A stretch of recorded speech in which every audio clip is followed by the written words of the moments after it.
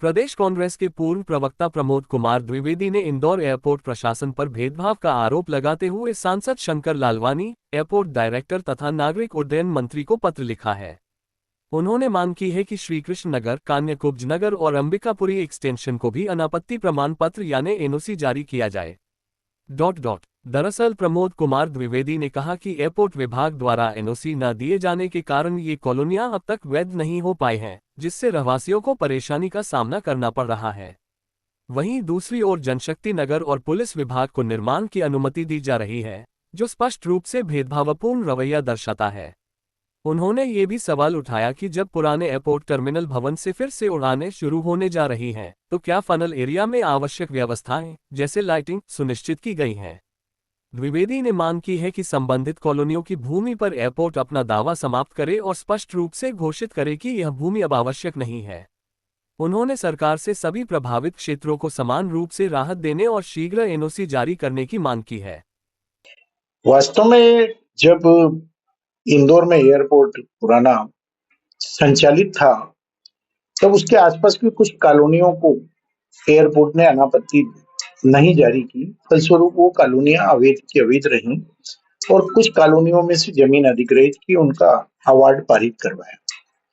उसी में श्री कृष्ण नगर जो बहुत पास कॉलोनी है लेकिन अवैध कॉलोनी है, वो बार बार वैध होने के लिए एयरपोर्ट से एनओसी मांगती है। एयरपोर्ट विभाग पत्र जारी करता है कि हमारी जो 30 आरे जमीन है जिसका अवार्ड 1981-82 में पारित किया गया था, और संस्था ने पैसा भी प्राप्त कर लिया। इसी प्रकार से कान्यकुब्ज नगर उसी से चिपका हुआ है, उसकी कुछ जमीनें इस 184 आरे उस पर आपत्ति एयरपोर्ट ने उसका भी अवार्ड पारित करवाया।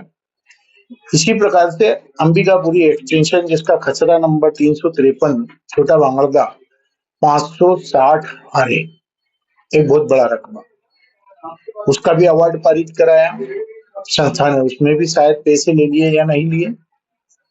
तो एयरपोर्ट विभाग ने इन जगहों का अवार्ड पारित करके इसके लिए नामांतरण की कार्रवाई करने जा रहा था, तो इसको मैंने जनता के साथ जाके विरोध करके रुकवाया था। अवार्ड इतने साल पुराना है, लेकिन सवाल ये उठा कि जनशक्ति नगर को आपने कैसे एनओसी दे दी, और अभी एयरपोर्ट थाने के जस्ट पीछे पुलिस विभाग कैसे निर्माण कार्य कर रहा है। जब आप नया पुराना टर्मिनल भवन वापस उपयोग में लेने आ रहे हो, तो निश्चित है कि पुराना रनवे, अप्रोच लाइट, फनल क्षेत्र, ये पूरा का पूरा फिर काम आएगा। तो ये फायर ब्रिगेड तक, किला मैदान तक 32 फीट तक इससे ऊंचा आप निर्माण नहीं कर सकते। तो आपने इन लोगों, इन दो कॉलोनियों को और पुलिस विभाग को कैसे एनओसी दी? इसमें एनओसी की जांच कीजिए, और अगर जांच में ये पाया जाता है कि वाकई में अब आपको जमीन की जरूरत नहीं है, तो श्री कृष्ण नगर को एनओसी दे दीजिए, अंबिकापुरी को एनओसी दे दीजिए, और कान्यकुब्ज नगर को। गरीब आदमी मरता रहे और अधिकारियों की कॉलोनी और पुलिस विभाग जो कानून का रक्षक होता है, उसके लिए कानून के विरोध में जाकर के आप काम करोगे। इसलिए मैंने आपत्ति पहुंचा दी। जनता की लड़ाई है, हजारों लोग प्रभावित हैं, और ये लड़ाई लड़कर हम बताना चाहते हैं कि एयरपोर्ट विभाग की दोहरी नीति कैसी है। किस को लिखा है? एयरपोर्ट डायरेक्टर को, मंत्री जी को विभाग के, और अब सांसद जी को भी इसकी एक कॉपी जा रही है। प्रमोद कुमार द्विवेदी, प्रदेश प्रवक्ता पूर्व, मध्य प्रदेश कांग्रेस कमेटी।